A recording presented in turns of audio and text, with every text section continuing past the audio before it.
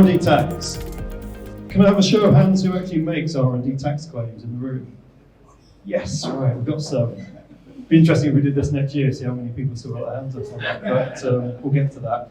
Cool, I'm going to talk about two things on this, right? One is about all the seismic changes going on with R&D tax, because it's unprecedented what's going on with it. And then two, we're going to focus a bit on looking forward to the future, so you've got an idea of what's coming up over the next few months, because, spoiler alert, there's more changes coming, so get ready for it. I've got to be honest, the challenge I've got here is where do I spend my time, because we could talk for hours about what's going on with it. Let's start back at the start. So if you wind the clock back 12, 18 months now, 18 months, might even be a bit more, to when Rishi was Chancellor, there was a lot of chat about are the R&D tax regimes fit for purpose, particularly the SME regime. There was an analysis done or a study done, which in theory showed it wasn't incentivising private investment in R&D and innovation at the levels the government wanted. So that was one of the drivers for everything that's going on and all these seismic changes. The other driver was around the level of fraud in the R&D tax regime. I'm sure if you're on LinkedIn at all or elsewhere, you'll have seen countless articles about the ridiculous claims that were being made for pubs coming up with a better, healthier menu than the menu they had in the pub last year. That was some of the worst examples that were coming out. That's how bad it had got, right? So there were these two drivers. What everyone forgets is that first driver disappeared and no one really made a noise about it. So it turned out the analysis that had been done that said private investment in R&D was not at the levels the government wanted. The Office of National Statistics might have made some errors in their calculations, and actually it was much harder than people thought. So that disappeared, but everyone's forgotten about that. So all these changes that have been going on have largely been driven about getting rid of the fraud. It's also been about modernising the regimes of preferred HMRC, because it was long overdue. So, where to start with this? I could spend hours talking about the new additional information form that came out in the summer, so all the submission process changed last summer, that I'm sure hopefully everyone's up to date with, and if you're not, give me a shout. We could talk about all the new guidance that came out in November, what they call the Guidelines for Compliance, which was a massive raft of guidance about how to claim R&D tax and how to identify qualifying projects in your business. It wasn't wholesale change, but it definitely moved the goalposts. We could talk about the changing rates and all the rates that changed in April, but I haven't got time to go through all the percentages and the permutations of percentages and then layering on the different CT rates and all that endless shenanigans. We could talk about the additional scrutiny HMRC are putting on claims, the 100 new inspectors that they stood up 18 months back. There was this new team that's now on the scene called ISBC. At HMRC now there's two teams, WMBC, ISBC.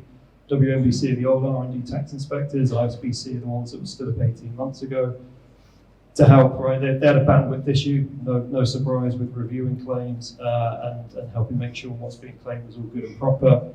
Problem is there is not 100 qualified R&D tax inspectors sitting around in the UK waiting to be employed by HMRC to help them get control of the R&D tax regime. So guess what? Those poor guys and girls didn't have all that much experience, and some of the stuff coming out of that team's been a bit questionable, to be honest. And it goes on and on. We could talk about in January how HMRC came out and said, oh, we know we've put this new additional information form out that everyone's now got to do, so you don't need to do a report that you put on the tax return like a lot of people used to. Well, then in January they came out and said, if you put a report on your tax return, we'll probably review your claim more quickly and it's probably more likely to get approved, right? All this stuff is just changing so quickly. And I've got clients of mine who submitted in one date, and to be honest, the guidance and HMRC's radar's moved in the couple of months since they've reviewed it, and then you get some questions on it. It's such a dynamic shifting landscape. And if you're interested in any of the details about any of the stuff I've just rattled through, and there's probably even a few more that I'm forgetting as I stand up here, cost categories, changing cost categories from the 1st of April last year as well, so worth being aware of that. Go to the CP Innovation LinkedIn page. We've got articles on there that goes into the detail behind all of it if you want the nitty gritty.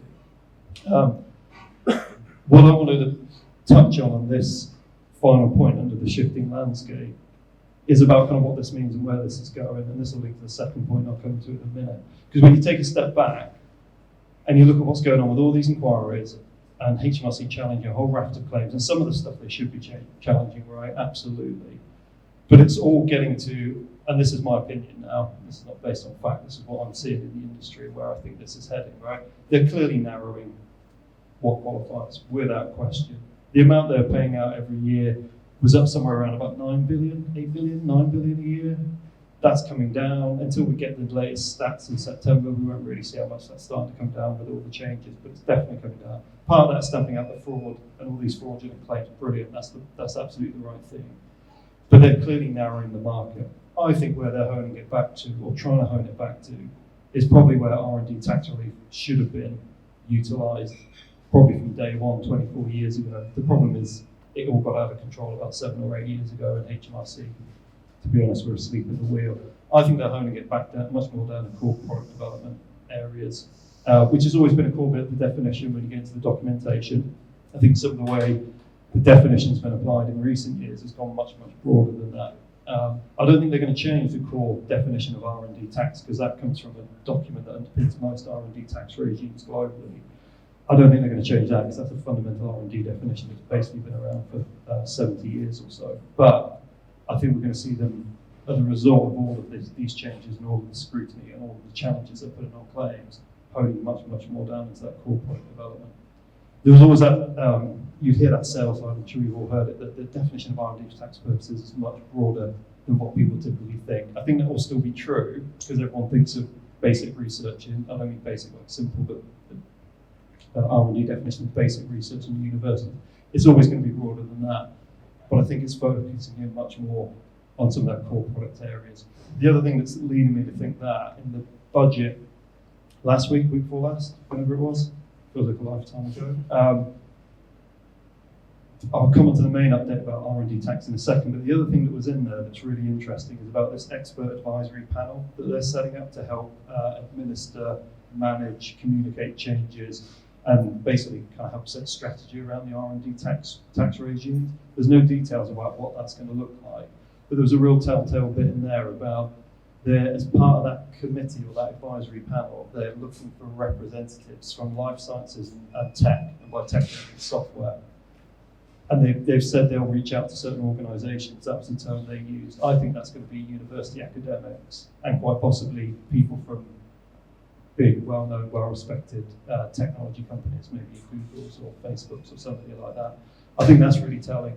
If they're going to start bringing in technology, science and technology domain expertise, the Irish regime does something similar but a bit different. If they're going to start bringing those in as this advisory panel, you can imagine where they're going to be guiding HMRC on where the regime should be, what kind of, where they should target the relief, and the kind of industries they want to help benefit. So I think we're good. I think all these changes we're seeing, which everyone is just sort of at the moment creating a lot of noise, I think as this starts to clear and we start to see the wood for the trees, that's where we're going to see a shift on the R&D tax regimes in the UK. And then Labour will come in and it will change anyway. And then I'll be saying something different at the autumn statement. Right, okay. How am I doing for time, Cheryl? 5 minutes, bang on halfway, brilliant. Right, merged R&D tax regime. So this is the second part. So looking forward. Right, more change. So if you've just about kept up with everything I've rattled through, HMRC is supposed to be simplifying everything. That's the term they keep using, simplifying the R&D tax regime. It's certainly not feeling simple right now. What was announced back in the autumn statement and then got confirmed in the budget a couple of weeks ago was what they're calling the merged R&D tax regime. So most of you are probably aware there's an SME R&D tax regime and there's a large company or RDEC R&D tax regime. For accounting periods starting on or after the 1st of April this year, so you can work out when that's going to impact your companies based on the year end, you'll be claiming under the merged R&D tax regime. What that basically means is the RDEC regime. They're calling it the merged tax regime, and I guarantee you within months the language around merged regime will disappear and they'll just talk about the RDEC regime because that's basically what it is with a few changes. So everyone who's been used to claiming as an SME has got a claim under the RDEC, the large company regime. Second point down there, the rates.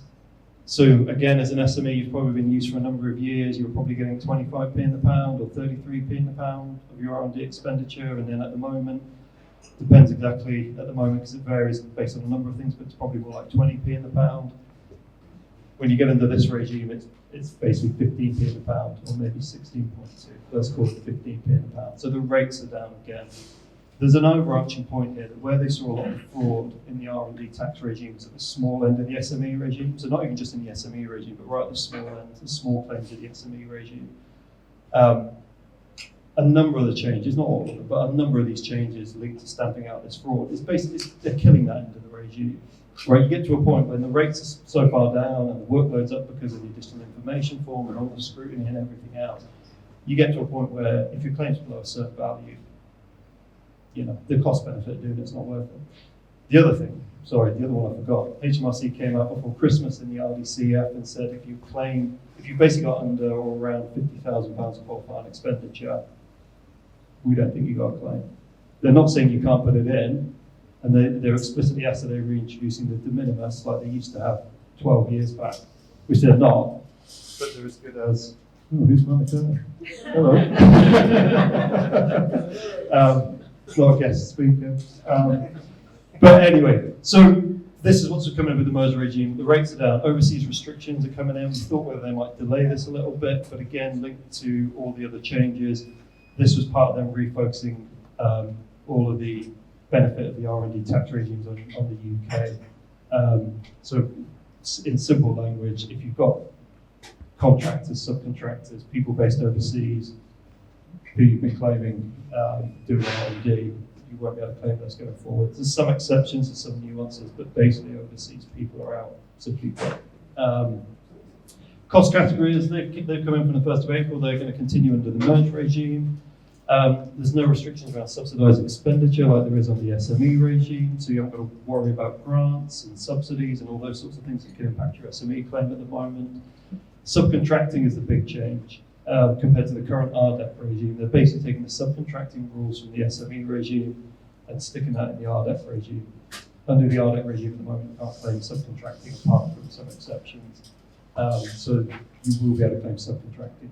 There's an interesting note came out from HMRC a couple of weeks ago on this, because this is going to be a key point around when you allow everyone to claim subcontract, what impact that has, particularly on supply chains, where you've got people potentially doing R&D that's been subcontracted to them by other companies, and it changes all the rules around that as they currently are. So that's going to be an interesting one. And there's some greyness in that as well about how that's going to play out in practice. And then the PAYE NIC cap, they're using a more generous version from the SME regime than the RDEP regime. So, in a nutshell, simply put, this new regime, when it hits, if you've got a March year end, it'll start hitting you March 25 claim will be your first claim it hits, basically. But as this starts hitting over the next 12 months, everyone's basically under the RDEP regime, and the rates are worse. Simply put. That's the government incentivising more investment in R&D, private investment in R&D in the UK. Cool. Right, I'm going to stop there. So you can see there's a lot been going on. I'm tired. My whole team's knackered. But yeah, if you've got any more questions on any of this, just give me a shout afterwards. Cool. I think I'm handing over to Dan and Amy. Yes.